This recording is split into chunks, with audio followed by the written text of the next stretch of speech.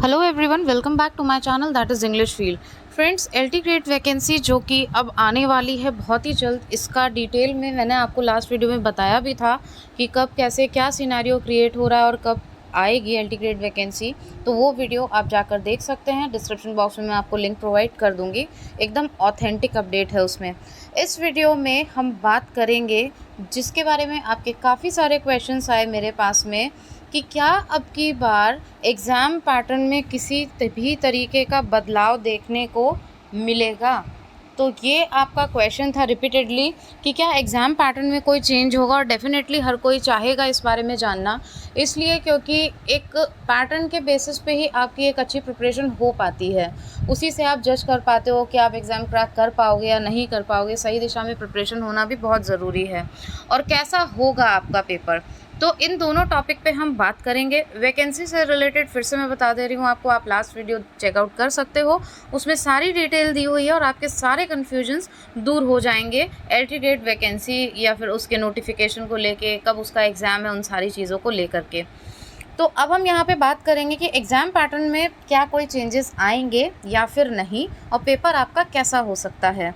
तो इसके लिए मैं आपको मेरी दूसरी स्लाइड पे लेके जाना चाहूँगी। एक बार आप इसको देखिए। एग्ज़ाम पैटर्न की बात करें तो एकदम सर्टेनिटी के साथ तो नहीं कह सकते, लेकिन हाँ, जैसी न्यूज़ देखने को मिल रही है, क्योंकि देखिए एक जो स्टैम्प वाली न्यूज़ होती है वो तो जब तक आ नहीं जाता है आपका नोटिफिकेशन नहीं पता चलेगी, बट फिर भी अभी जो जिस तरीके से चीज़ें दिखाई दे रही है तो आपके एग्ज़ाम पैटर्न में चेंजेस तो आ सकते हैं, और वो जहाँ तक पॉसिबल है वो बदल कर ही आएगा। तो वो दो तरीके से होगा।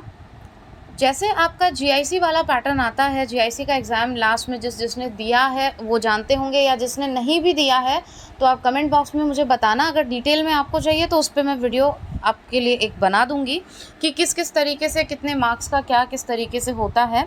लेकिन नटशेल में हम जान लेते हैं कि प्री और मेंस में आपका ये एग्ज़ाम होगा, ठीक है। एक प्री पेपर होगा और दूसरा जो पेपर होगा आपका वो मेंस का होगा। अगर आप प्री क्वालिफाई कर लेते हो तो आप मेंस में जाओगे। अब हम बात कर लेते हैं यहाँ पे कि नया क्या होगा। तो नया इसमें ये है कि वैसे पहले भी जब एक ही पेपर होता था तब भी जीएस तो आती ही आती थी, अभी भी आपकी जीएस आएगी। जीएस का पलड़ा भारी रहेगा और स्कोरिंग भी होता है। अगर आप जीएस को प्रिपेयर करते हो तो कहीं ना कहीं आपके लिए स्कोरिंग तो होता ही है, ठीक है। और अच्छे मार्क्स अगर आप लाना चाहते हो और प्री मेंस अगर पेपर हो रहा है तो जीएस आपको कवर करना ज़रूरी है। फिर हम बात करते हैं नया और क्या पढ़ने को आपको ज़रूरत रहेगी। तो जब आपका मेंस का पेपर होगा तो उसमें आपको हिंदी देखने को मिलेगी, जिसमें हिंदी ग्रामर आएगी। जी हाँ, सब्जेक्टिव में अगर आप इंग्लिश का पेपर दे रहे हो, इंग्लिश आपका सब्जेक्ट है, तो वहाँ पे इंग्लिश तो आपको पढ़नी है। आई मीन लिटरेचर और language both you should have command, लेकिन उसके साथ ही आपको हिंदी भी प्रिपेयर करनी पड़ेगी, उसकी भी उतनी ही नॉलेज होनी चाहिए। साथ में आपको ऐसे भी प्रिपेयर करना पड़ेगा। अब ऐसे किस किस टॉपिक पे आएगा, क्या चीज़ें हैं, वो हिंदी में आएगा। तो ऐसे से रिलेटेड तो आपके पास में काफ़ी सारे आपको टॉपिक दिए जाएंगे उससे रिलेटेड। तो मेनली क्यों ये सब चीज़ें हैं, ये कहीं ना कहीं आपको पता है लोक सेवा आयोग कंडक्ट करा रहा है, और जब जीआईसी की वही है तो फिर इसमें भी होना चाहिए। ये सारी चीज़ें इसी वजह से ये वैकेंसी इतनी लेट हुई है और रुकी हुई है। तो इसके अंदर भी सेम वही पैटर्न फॉलो किया जा रहा है, और अगर ये पैटर्न फॉलो होगा तो एक कंस्ट्रक्टिव वे में आपको प्रिपरेशन करनी है। यहाँ पे मैं डराऊंगी नहीं, क्योंकि डरने वाली जैसी कोई बात ही नहीं है कि किसी चीज़ से आप डर के और आप फॉर्म ही ना डालें या फिर उस एग्ज़ाम को आप अटेम्प्ट ही ना करें, ठीक है।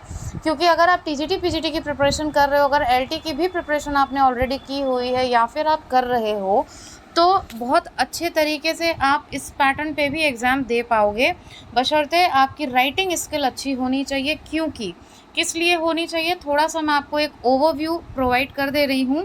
इसलिए क्योंकि जैसे इंग्लिश में क्या होता है कि अगर आप मान लीजिए लैंग्वेज को लेके चलते हैं, तो मान लीजिए नरेशन का टॉपिक है, ठीक है।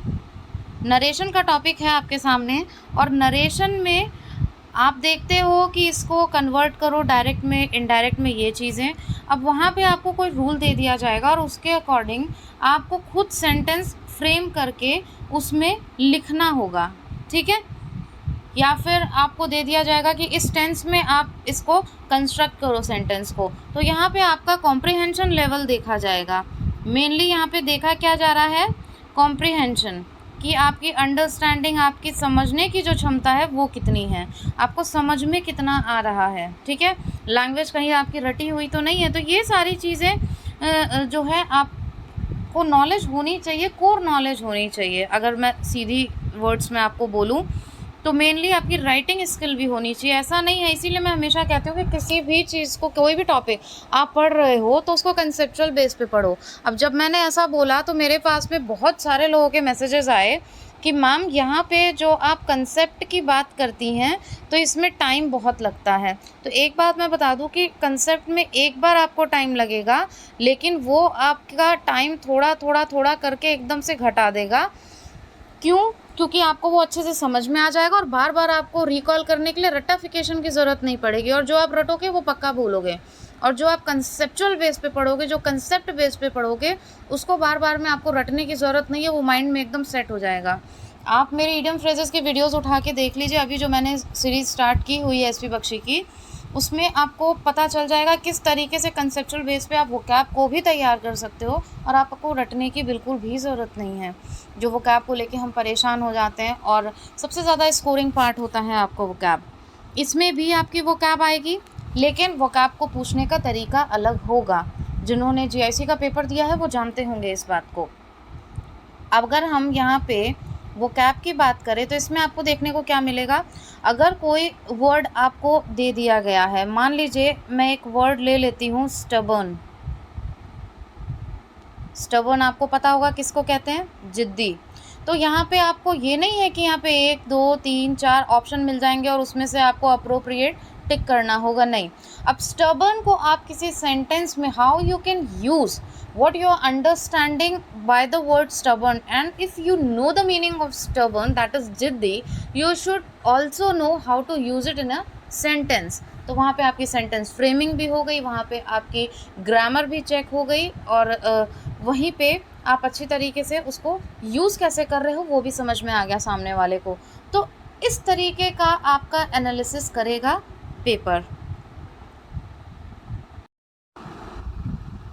और एक बात और मैं आपको बता दूं कि इंग्लिश फील्ड चैनल पे आपको जो भी कंटेंट मिलता है, जो भी वीडियो मिलता है, वो हर तरीके से आपके लिए बेनिफिशियल होता ही होता है। क्योंकि मैंने पहले भी बताया है कि ये चैनल ओपन करने का मेरा मोटिव किसी भी तरीके का अर्निंग से नहीं है। ये एक सेल्फलेस सर्विस है। सबका अपना अपना पैशन होता है, कोई किसी तरीके से काम करता है, कोई किसी तरीके से काम करता है। तो मेरा भी ये अपना एक पैशन है, एक इंटरेस्ट है। This is part of my interest, this is part of my life. तो वो मैं यहाँ पे सोशल मीडिया पे कर रही हूँ। तो ये समझ लीजिए कि आपके एग्ज़ाम में कहीं जितने भी मैंने क्वेश्चन डाले हैं, जो भी सीरीज़ है, सब प्लेलिस्ट में आपको मिल जाएगी, और मैं इसमें डिस्क्रिप्शन बॉक्स में भी आपको प्रोवाइड कर दूँगी। डेफ़िनेटली वो आपके एग्ज़ाम में या तो आए हुए हैं और या आने की पूरी संभावना रखते हैं। वही चीज़ें मैं यहाँ पे आपको प्रोवाइड कराती हूँ। किसी भी तरीके के जो एक ब्लाइंड गेम होता है ना, कि बहुत सारी चीज़ें आपको प्रोवाइड करा दी कि हमारे व्यूज़ बढ़े और ये सारी चीज़ें हों, और उसके बाद में उसमें काम का आपके कुछ भी नहीं रहता। इस टाइप की ना तो मेरी मेंटालिटी है और ना ही मेरा जो चैनल है वो इस स्ट्रैटेजी पे वर्क करता है। बाकी देखिए, आप सभी लोग मैच्योर हैं, आप लोगों को पता है कि क्या आपके लिए सही है, क्या गलत है। लेकिन काफ़ी मेरे पास में ऐसे मैसेजेस आते हैं, व्हाट्सएप पे भी काफ़ी लोग ऐसे जुड़े हुए हैं जिन्होंने बताया है और जिनके साथ में चीटिंग भी हुई है। I am not Poynting here anyone, but what is truth कि उनके नोट्स इस तरीके के हैं जो कि उनके लिए बेनिफिशियल नहीं हुए, या फिर धोखे में रह के उनसे कुछ प्रोमिसेस ऐसे किए गए जो कि बाद में फुलफ़िल नहीं हुए। उन्होंने सोचा हमारी सारी चीज़ें कंप्लीट हो जाएगी, अब हम एग्ज़ाम देने के लिए रेडी हैं, बट कहीं ना कहीं उनको पूरी नॉलेज नहीं मिली। इसलिए जो भी चूज़ करें आप, चाहे वो मेरा चैनल हो, चाहे कहीं कुछ भी हो, कोई भी कंटेंट हो, कोई भी बुक हो, बहुत समझदारी से चूज़ करें। ज़रूरी नहीं है कि अगर कोई बुक है, मान लीजिए ये एक बुक है और आप इसको पढ़ रहे हैं, तो ज़रूरी नहीं है कि ये बुक बहुत आपके लिए अच्छी ही हो। तो बहुत सारी बुक के साथ बैठना ज़रूरी नहीं होता है। एक बुक को जो आपके लिए एकदम और एग्ज़ाम ओरिएंटेड हो उसको कई बार पढ़ना वो ज़रूरी होता है। तो उसकी स्टडी आपने किस लेवल पे की है वो इम्पॉर्टेंट होता है, ना कि बल्क ऑफ बुक्स आपके लिए पाइल ऑफ बुक्स आपने लगा रखी है और आप इससे भी पढ़ रहे हो, वो भी नोट्स ले लिए, इधर से भी ले लिए, उधर से भी ले लिए, वो इम्पॉर्टेंट है। क्योंकि देखिए topic is not going to change, content is not going to change, the way you are learning it, the way जो कोई दूसरा है they are delivering it to you, that is important. तो वो थोड़ा सा समझने की ज़रूरत है। बाकी टफ़ कोई भी एग्ज़ाम नहीं है। अगर आप जेआईसी की प्रिपरेशन कर रहे हो तो वो भी टफ़ नहीं है, बट येस कंपटीशन का टाइम है तो पढ़ना तो आपको वो भी पड़ेगा, और उसी लेवल पे जाके जब आप पढ़ोगे ना फ्रेंड्स तभी आपका सिलेक्शन होगा। और ये सारी चीज़ें आप कहोगे मैं इतना क्यों बोल रही हूँ, वो बस इसीलिए कि कुछ कमेंट्स थे जो लोग काफ़ी क्लोजली जुड़े हुए हैं जबकि हमने देखा नहीं है एक दूसरे को, लेकिन फिर भी एक ट्रस्ट के साथ में आपका जो क्वेश्चन होता है उसको फुलफ़िल करना, अच्छे तरीके से क्लियर करना कहीं ना कहीं मेरी भी एक ह्यूमैनिटी लेवल पे मेरी ड्यूटी है। तो बस वही करने की मैं कोशिश कर रही हूँ। तो आई थिंक कि आपका एलटी ग्रेड और आपका जीआईसी से रिलेटेड जो क्वेश्चन है वो आपका कंप्लीट हो गया होगा। और अगर फिर भी आपको कोई कन्फ्यूजन है इसके पैटर्न को लेकर के, मतलब किस तरीके से इसका पेपर आता है, तो वो पूरा डिटेल में मैं आपके लिए लेकर आऊँगी। पूरे डिटेल में क्वेश्चंस के किस तरीके से क्वेश्चन पूछे गए थे और इस तरीके की आपकी रणनीति होनी चाहिए, क्योंकि युद्ध में उतरना है तो रणनीति बहुत ज़रूरी है, उसके बिना आप कुछ कर नहीं सकते हो। ठीक है, तो आई होप आपके क्वेश्चंस क्लियर हो गए होंगे। Thank you so much for watching and giving your precious time here. If you have any of the confusion, then please do comment in comment box and keep watching. Thank you for all your support.